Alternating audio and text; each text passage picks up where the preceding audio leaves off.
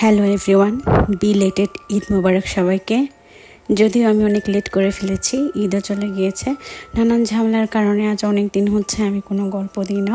সবার ঈদ কেমন কাটলো? আশা করছি ভালো এবং সবাই ভালো আছেন। আর আজকে সব দিন ঘটিত ঈদ স্পেশাল ঘটনা নিয়ে হাজির হয়েছে, আশা করছি সবার ভালো লাগবে। তো প্রথম যে ঘটনাটা তিনি যেভাবে লিখেছেন আমি ঠিক সেইভাবেই পড়ে শোনাচ্ছি। এটা একটা অ্যানোনিমাস পোস্ট। আমার মধ্যে কিছু সমস্যা আছে বলে আমার মনে হয়। পোস্টটা একটু বড় হতে পারে, কাইন্ডলি পোস্টটা একটু মনোযোগ সহকারে পড়ে সাজেশন দেবেন প্লিজ।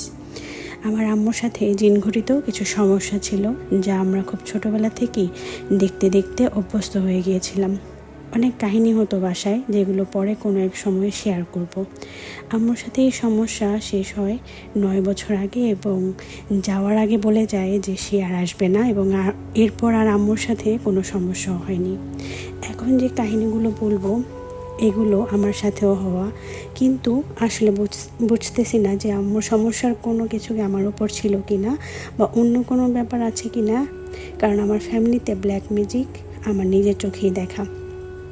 তাই এখন এক্স্যাক্টলি কোনটার কারণে আমার সমস্যা আমি ওইটা আইডেন্টিফাই করতে পারছি না। ছোটোবেলা থেকে আমি হুট করে রুমের মধ্যে সাপ চলাচল করতে দেখতাম। ইভেন আমি যখন পড়তাম তখন একটা সাপ একবার জানালার গ্রিল থেকে ঢুকে কিছুক্ষণ আমার দিকে তাকিয়ে বের হয়ে গিয়েছিল। আর আমার আম্মু এসেও ওই সাপটাকে দেখেছিল বের হতে। আমাদের এলাকাটা এককালে থাকা শ্মশানের উপর গড়ে ওঠা। এখানে প্রায় কম বেশি অনেকের মধ্যেই অনেক সমস্যা হতো। যদিও এখন অনেকে বাড়িঘর হওয়ায় আগের মতো এই সমস্যাগুলো ফেস করে না। আমি একবার ক্লাস 5-এ থাকতে কোচিং শেষে আম্মুকে নিয়ে বাসায় এসেছি। ওই দিন কারেন্ট চলে গিয়েছিল বাসায় ঢোকার 2 মিনিট আগে। আম্মুর কাছে তখনও ফোন ছিল না। মোটামুটি আবছা আলোয় আমরা দুইজন দরজার সামনে এসে দাঁড়াই। এটা 2010 সালের কাহিনী। আমি আর আম্মু তখনও কথা বলছিলাম, আর আম্মু কথা বলতে বলতে ব্যাগে চাবি খুঁজে বের করে যখন তালা খুলতে যাবে, তখন হুট করে আমি নিজের অজান্তেই ভারী গলায় বলেছি, তালার পাশে সাপ আছে। আম্মু আমার কথা শুনে চিৎকার দিয়েছে, আর পাশের বাসা থেকে আমার কাকি হ্যারিকেন নিয়ে এসে দেখে দরজায় আসলেই তালার পাশে একটা সাপ পেঁচে আছে। আমি আবারও বলছি, আমি কিন্তু কিছুই দেখিনি আগে, আর আমি ওইটা বলতেও যাইনি। আমার নিজের অজান্তেই আমার ভেতর থেকে মনে হলো কিছু একটা ওই কথাটা বলল। আমি আসলে বোঝাতে পারবো না ব্যাপারটা। সাপ নিয়ে এরকম কয়েকটা কাহিনী আছে যেগুলো অস্বাভাবিক। ঘটনা 2, আমাদের দোতলা বাসা। আমি বাসার ওপরে মাঝখানের একটা রুমে একা বসে বসে খেলছিলাম। একা রুমে থাকার অভ্যাস আমার ছিল, আর আমি ছোট থেকেই অনেক সাহসী, ভয় পেতাম না খুব একটা। আমাদের দেখাশোনার জন্য একটা মেয়ে রাখা ছিল। ও তখন আমার ছোট বোন আর ভাইকে নিয়ে নিচের রুমে ছিল। আমি খাটে বসে খেলছিলাম, আর আমার পা নিচে ঝোলানো ছিল। ওই খাটের নিচে পেঁয়াজ রসুন বিছিয়ে রাখা থাকতো তখন। হুট করে আমার ডান পায়ের বৃদ্ধা আঙুলে একটা ঠান্ডা হাত চেপে ধরলো। আমি একটাও মিথ্যা কথা বলছি না। ঠিক 10 সেকেন্ডের মতো হবে আমি কোনোভাবে চিৎকার দিয়ে পা ছাড়িয়ে খাট থেকে দূরে সরে গিয়েছি। এর মধ্যে ওরাও নিচ থেকে উপরে চলে এসেছে। এরপর খাটের নিচে তাকিয়ে দেখি কিচ্ছু নেই ওইখানে। ঘটনা 3, আমার জিনিসপত্র প্রায় এক জায়গায় রেখে 5 মিনিট পরে সেগুলো আর খুঁজে পেতাম না। আমার স্পষ্ট মনে আছে আমি জিনিসটা এক জায়গায় রাখতাম, তারপর পুরো বাসার সবাইকে নিয়ে কয়েকবার খুঁজেও সেগুলো আর পেতাম না। কিন্তু এরপরের দিন বা কিছুক্ষণ পরেই দেখতাম জিনিসটা সেম জায়গায়। এটা নিয়ে বাসার মানুষজনও অবাক হয়ে যেত। ঘটনা 4, আমার সাথে তখন আম্মু ঘুমাতো। রুমে ড্রিম লাইট জ্বালিয়ে হলুদ কালারের, যা দিয়ে সব কিছু স্পষ্ট দেখা যেত।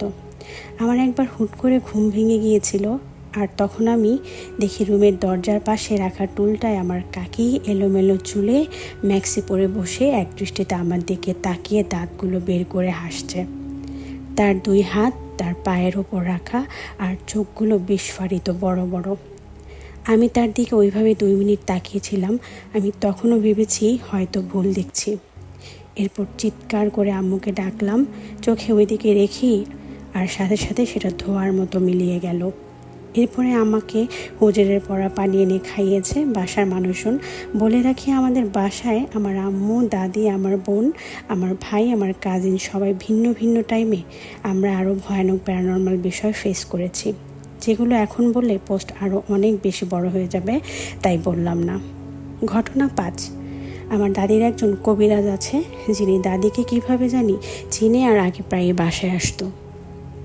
দাদি একটা সময় পর্যন্ত সর্বোচ্চ চেষ্টা করেছে আমার আব্বু আম্মুর মধ্যে সম্পর্ক নষ্ট করার, কারণ আমার আম্মু তার পছন্দের ছিল না। তিনি চেয়েছিলেন নিজের বোনের মেয়ের সাথে আব্বুকে বিয়ে দিতে, কিন্তু আমার দাদা অনেক কাহিনী করায় আর ঝামেলা হওয়ায় তিনি সেটা পারেননি। এই কবিরাজকে দিনই তিনি একবার একটা বিচ্ছেদের তাবিজ লিখিয়েছিলেন, যেটা আমি একবার বাসায় একটা জিনিস খুঁজতে খুঁজতে পেয়ে গিয়েছিলাম, আর সেটাতে আমার আব্বু আম্মুর নাম ছিল। আমাদের বাসার ওই রুমে আমার দাদি ছাড়া আর কেউই ঢোকার অ্যাক্সেস পাবে না, আমি জানতাম। আর আব্বু আম্মুর মধ্যে হুট করে ওই টাইমে সম্পর্ক নষ্ট হয়ে ডিভোর্সের পর্যায়ে চলে গিয়েছিল প্রায়, তাই তারা আলাদা থাকতো। পরে আমি তাবিজ পেয়েছি আর নষ্ট করেছি শুনে ওই দিনই এই কবিরাজ মহিলা আমার দাদির বাসায় আসে আর জিন আনার জন্য আমার দাদির রুমে বৈঠকে বসে। এটা আমার কাকি এসে আমাকে বলে, আর আমি সাথে সাথেই ঝাড়ু নিয়ে যাই ওই মহিলাকে পেটানোর জন্য, আর বলি নেক্সট টাইম আমার বাসায় আশেপাশেও ওনার ছায়া দেখলে আমি নিজেই ওনাকে শেষ করে ফেলবো। তখন ওই মহিলা হুমকি দিয়ে চলে যায় যে আমাকে সে দেখে নেবে, এবং এরপর আমার দাদির সাথে সম্পর্ক রাখলেও প্রকাশ্যে আর কখনো আমার বাসায় আসেনি। ও বলে রাখা ভালো, একবার আরেকজন মহিলার উপর জিন এসেছিল, আর আমি তখন ছোট ছিলাম, এগুলো বিশ্বাস করতাম না তখন। তো ওইখানের মহিলা অদ্ভুত আচরণ দেখে হাসাহাসি করছিলাম। তখন উনি হুট করে আমার আম্মুর দিকে তাকিয়ে বলেছিল, মেয়েকে আঁচলের নিচে রেখো, তোমার মেয়ের বিয়ের সময় অনেক বড় ঝামেলা হবে, বিয়ে হতে হতে ভেঙে যাবে। আমি অনেক ছোট যখন তিনি এগুলো বলেন, আর ঠিক আমার বিয়ে নিয়ে অনেক বড় ঝামেলা হয়, অনেক বড়, যা বলার মতো না, এবং তার কথাই সত্যি হয়। আমার এঙ্গেজমেন্ট এরপরে বিয়ে ভেঙে দিয়েছিলাম আমি কিছু কারণে, এবং এই নিয়ে অনেক কাহিনীও হয়েছে এই বিয়ের ব্যাপারে। আমি যদিও এখন বিবাহিত, কিন্তু ওই লোকের সাথে না। ঘটনা 6। ওই মহিলাকে বিদায় করার পরের বছর থেকে আমার জীবনে এমন এক সমস্যা শুরু হয় যা আমি এখন পর্যন্ত বয়ে চলেছি। বিষয়টা হচ্ছে স্বপ্ন। আমি ক্লাস 10-এ থাকতে স্বপ্নে দেখি আমার এক ফ্রেন্ডের বাসায় অনেকের সাথে মাটিতে কাপড় বিছিয়ে বসে খাচ্ছি, সবাই চুপ করে খাচ্ছি সাদা কাপড় পরে। ঠিক তার পরের দিন আমার ফ্রেন্ডের আম্মু মারা যাওয়ার পর নিউজ পাই, এবং স্বপ্নটার মতোই ওই বাসায় খাই। এরপর থেকে আজ 2025 সাল পর্যন্ত স্বপ্ন আমাকে ছাড়ছে না, আমার জীবনটা এলোমেলো করে দিচ্ছে। আমি খুব ডিপ্রেস থাকি, কোনো কারণ ছাড়া, আর প্রচুর কান্না পায় যা কাউকে বোঝাতে পারবো না। আমি স্বপ্নের মাধ্যমে মৃত্যুকে টের পাই। কেউ মারা যাওয়ার আগেই আমি দেখি আমি জামায়াতের সাথে লাইন ধরে ওই জায়গায় যাচ্ছি। অচেনা কেউ মারা গেলে আমি দেখি অচেনা একটা জায়গায় জামায়াতের সাথে যাচ্ছি। আমি হাসতে হাসতে অনেক খাবার খাচ্ছি। স্বপ্নে আমি পাগলের মতো লুটে পুটে খাবার খেতে চাই। যখন আমি পরিচিত জায়গায় এই স্বপ্ন দেখি, ঠিক তার 2-1 দিনের মধ্যে সেই জায়গার আশেপাশের কেউ মারা যাওয়ার খবর আসে। আর অপরিচিত জায়গা দেখলে আমার দূর সম্পর্কের আত্মীয়দের, যাদের বাসা আমি চিনি না, তাদের মৃত্যুর খবর আসবে। এই স্বপ্ন দেখার পর থেকে আমার শরীর ভারী হয়ে যায়, আমি কিছু খেতে পারি না, কারণ আমি মনে মনে জানি যে আমার আবার একটা মৃত্যুর সংবাদ আসবে। আর যখনই মারা যাওয়ার সংবাদটা পাই, আমার তখন এত ক্ষুধা লাগে যে আমি একসাথে কয়েক প্লেট ভাত খেয়ে ফেলি। তখন মনে হয় আমার পেটে অনেক ক্ষুধা। প্রথম কেউ বিশ্বাস করতো না, কিন্তু পরে দেখতো আমার বলা কথাগুলো সত্যি হয়ে যাচ্ছে। তখন থেকে তারা এটা বিশ্বাস করে। ইভেন আমি অনেক ছোট ছোট বিষয়ে, যেটা পরের দিন বা 2-1 দিনের মধ্যেও হয়ে যায়, সেগুলো এখন প্রায় স্বপ্নে দেখি। যেমন কিছুদিন আগেই আমি স্বপ্নে দেখি আমার হোস্টেলের রুমে একটা ফোন চুরি হচ্ছে। আমি আমার রুমমেটদেরকে বারবার সতর্ক করছি, ইভেন যার ফোন চুরি হবে তাকেও কয়েকবার বলেছি, কিন্তু আসলেই 1 সপ্তাহের মধ্যে ওর ফোন চুরি হয়। যদিও কয়েকদিনের মধ্যে চোর ধরা পড়ে, তাকে পুলিশে দেওয়া হয়, কিন্তু সে ফোন বেচে দিয়েছিল বলে স্বীকারোক্তি দেওয়ায় ফোনটি আর উদ্ধার করা সম্ভব হয়নি। এরকম ছোট স্বপ্নগুলো আমাকে তেমন ভাবায় না, কিন্তু মৃত্যু স্বপ্নগুলো নিয়ে আমি আর পারছি না। পরশুদিনও স্বপ্ন দেখেছি যে আমার হাজব্যান্ডকে গতকাল বলেছি যে এবার কি যেন হয়, আমি খুব বিরক্ত, আমার হয়তো একজন রাখি দেখানো দরকার, কিন্তু ও হেসে ওড়ায় দেয়। যদিও প্রতিবারই হাসে, ইভেন ওর বাবা মারা যাওয়ার আগে আমি বলেছিলাম, ও বোঝে কিন্তু সিরিয়াসলি নেয় না, আর এবারও নেয়নি। আজ খবর পেলাম আমার এক আন্টিকে ঢাকায় নিয়ে যাচ্ছে, তাকে ঢাকায় আইসিইউতে আজ রাতের মধ্যে নিতে হবে। এখন আমার আর কিছু ভালো লাগছে না। আর একটা কথা বলি, কিছুদিন আগে আমি বাইরে থেকে এসে দেখি আমার ওয়াশরুমের মধ্যে রক্তের ছোপ ছোপ দাগ। যা আসা একদম অসম্ভব।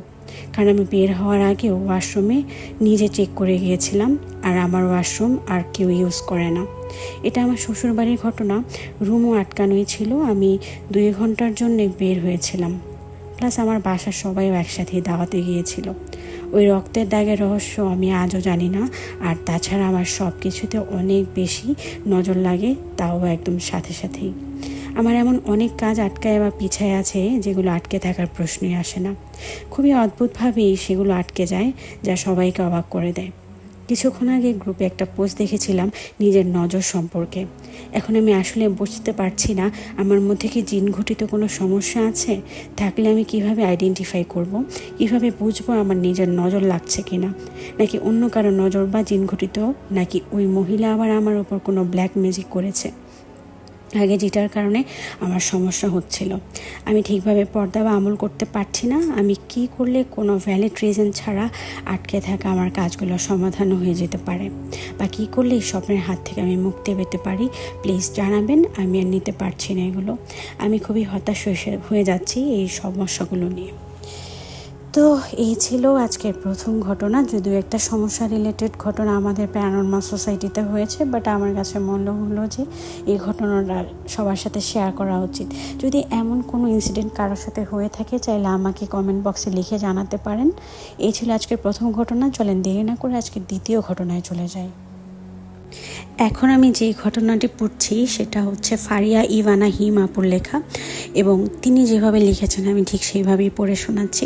আসসালামু আলাইকুম সবাইকে। আজ অনেক দিন পর সময় সুযোগ করে আবার আমার সেই চিরচেনা গ্রুপটায় ঢু মারতে এলাম নিজের সাথে ঘটে যাওয়া একটা ঘটনা নিয়ে।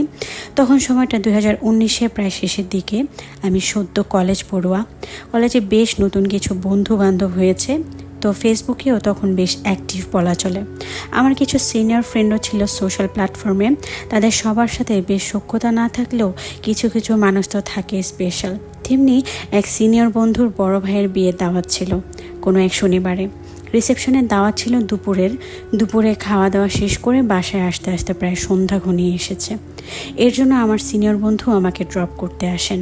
তখন আমি বেশ উচ্ছৃঙ্খল জীবনযাপন করতাম বলা চলে, ড্রেস আপ প্লাস চলাফেরা এগুলোই আর কি। সেদিন আমার পরনে ছিল রয়্যাল ব্লু রঙের লেহেঙ্গা, চুলগুলো একদম ছাড়া, তাতে 5 ক্লিপে বেলি ফুলের মালা আটকানো, বেশ ভারী সাজগোজ। আমি যখন আমার বাসার দিকে রওনা দিই তখন প্রায় মাগরিব ছই।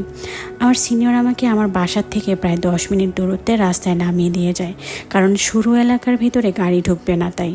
সে অবশ্য আমাকে এগিয়ে দিতে চেয়েছিল বাকি পথটা, কিন্তু আমি নিইনি। তো যাই হোক, সে আমাকে নামিয়ে দিয়ে গাড়ি ব্যাক করে চলে গেছে। তার 2-3 মিনিট রাস্তা হেঁটে যাওয়ার পর আমাদের ওখানে একটা কালভার্ট পড়ে। কালভার্টটা ভীষণই নোংরা আর ময়লায় ঠাসা। তার পাশেই বিশাল কদম গাছ। তখন মনে হয় না কদমের সিজন ছিল, তবুও কেন জানি না পাশ কাটিয়ে যাওয়ার সময় গুমোট কদম ফুলের একটা পটকা গন্ধ নাকে এলো। আর শীতের সময় হওয়া সত্ত্বেও আমার শির দ্বারা বেয়ে ঘাম পড়তে লাগলো। তখন কিছু পাত্তা দিইনি, এসে মায়ের কাছে সব কিছু বললাম। কেমন দাওয়াত খেলাম, কত আনন্দ করলাম। বিপত্তি বাঁধলো রাতে যখন ঘুমাতে গেলাম। রাতে সবাই ঘুমিয়ে যাওয়ার পর ইভেন আমি নিজেও ঘুমিয়ে গিয়েছি। সবাই উঠে পড়ে আমার চিল্লাচিল্লির আওয়াজে। আমি নাকি কান্না করছিলাম আর চিৎকার করছিলাম, আমার শরীরে আগুন জ্বলছিল। আমি নাকি চোখ বন্ধ করে বলেছিলাম, আমাকে ছেড়ে দাও, আমার শরীর জ্বলছে, আগুন আগুন, আমাকে বাঁচাও, আমি পুড়ে যাচ্ছি। আমার মা তখন বেশ ভয় পেয়ে যান। আমার গায়ে জমজমের পানি ছিটিয়ে দিচ্ছিলেন আর আয়াতুল কুরসি পড়ছিলেন। আমি জানি না এমন কতক্ষণ ছিল, এরপর থেকে আমার আর কিছু মনে নেই। কিন্তু পরিবারের সবাই বলছিলেন আমি নাকি তারপর দিন থেকে 5 ওয়াক্ত নামাজ পড়ছিলাম, কোরআন পড়ছিলাম। আমার ড্রয়ারে থাকা যত ওয়েস্টার্ন ছিল আমি ফেলে দিয়েছিলাম, কারণ কারোর সামনে যাচ্ছিলাম না। এভাবে প্রায় 4-5 দিন যাওয়ার পর আমাকে রোকয়া করানোর জন্য একজন হুজুর বাসায় আনানো হয়। উনি আমাকে রোকয়া করানোর আগে আমি 1 প্লেট ভাত খেয়েছি দুপুরের সময়। তখন উনি তার আধা ঘন্টা পরে আসেন আমাকে রোকয়া করান, এবং মাঝে হয়তো 1 ঘন্টার বেশি সময় লাগেনি। উনি রোকয়া করার পর নাকি আমি জ্ঞান হারিয়ে ফেলি এবং ওঠার পর বলি আমার প্রচণ্ড ক্ষুধা লেগেছে, আমাকে ভাত দাও। তখন আমি আবার 1 প্লেট ভাত খাই। হুজুর বলেছিলেন আমাকে নাকি জিন আসর করছিল এবং সে দূর থেকে আমাকে দৃষ্টি দিচ্ছিল, এজন্য আমার আচরণ গড়বড় হয়েছে। এরপর এর মধ্যে আমার ফ্যামিলির মানুষের সাথেও নাকি আমি খারাপ ব্যবহার করেছি এবং ওদের চিনতে পারিনি, অথচ আমার মনেই নেই, আমি বলতেই পারি না। আমাকে এসব বলার পর আমি বিশ্বাসই করতে পারছিলাম না। আমার শুধু সেদিন রাতে ঘুমানো পর্যন্তই মনে আছে, এর বাইরে পুরো 1 সপ্তাহের কাছাকাছি সময়কার কোনো স্মৃতিই আমার মনে নেই। এর ব্যাখ্যাও জানেনি, তবে আমার মনে আছে সেদিন কদম গাছে কিছু একটা আমাকে দেখে মুখ ভেঙচে দিয়েছিল, যেটার পরনে ছিল কালো আলখাল্লা আর চোখগুলো ছিল রক্ত গরম। কিন্তু দেখার সাথে সাথে আমি মনে রাখতে পারিনি, সুস্থ হওয়ার পর মনে পড়েছিল। ওই জিনিসটা এখনও মাঝে মাঝে আমার চোখে ভাসলে শীত দাঁড়াবে, হিম শীতল ঘাম বেয়ে পড়ে। এই ছিল আমার ঘটনা। দয়া করে কেউ বাজে মন্তব্য করবেন না, বিশ্বাস অবিশ্বাস সব আপনাদের কাছে। এই ছিল আজকের সেকেন্ড ঘটনাটি। এখন যে ঘটনাটি পড়ছি সেটাও একজন অ্যানোনিমাস মেম্বারের এবং আজকের শেষ ঘটনা। আসলে আমার সাথে কিছু কাহিনী ঘটে গত বছর ঈদ থেকে। চাঁদ রাতে আমি আমার ফুপিকে হাতে মেহেদি দিয়ে দিই। রাত 12টার দিকে ফুপির হাত ধুতে পুকুরে যাই আমি আর ফুপি। তো আমাদের ভূত জিনে তেমন ভয় ছিল না, আমি চুল খুলেই যাই আর পুকুরের ঘাটে বসে বলি আমার এসব ভয় নেই ফুপি। আমার ফুপিরও অনেক ভয় কম, সে 3টার সময়ও সারা গ্রাম ঘুরে আসতে পারবে এমন। তো সেই দিন রাতেই আমি স্বপ্নে দেখি একজন হুজুরের মতো লম্বা লোক, চোখে মনি নেই, অনেক ফর্সা বাবরি চুল। সে আমাকে বলে তোকে নিয়ে যেতে আসছি, ওই দেখ নৌকা। তারপর আমার ঘুম ভেঙে যায়, অনেক ভয় পাই। ঢাকায় আসার পর আস্তে আস্তে যখন একটু ভুলে যাই, তারপর আবার একদিন স্বপ্নে আসে আমার আম্মু, আমার নানি আর আমার খালার রূপ ধরে। প্রথমে আমাকে যেতে বলে, আমি যাব না বলি, তারপর জোর করে আমি তারপরে যাব না বলি। শেষে তাদের চেহারা অনেক বিশ্রী হয়ে যায় আর বলে তোকে নিবই। কান্না করে ঘুম থেকে উঠে যাই। এই বছর আবার ঈদের পর ঢাকায় আসলাম। এই 3 দিন আগে আবার স্বপ্নে দেখি কি বিশ্রী দেখতে। তারপর থেকে রুম থেকে পচা গন্ধ পাই।